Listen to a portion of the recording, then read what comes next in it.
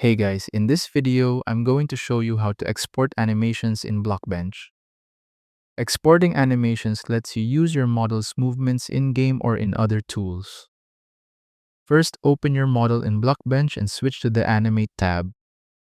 Make sure all the animations you want to export have already been created. Once you're ready, go to File in the menu bar and select Export.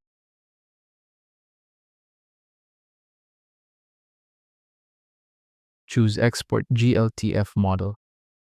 As you can see here, this export option includes animation data.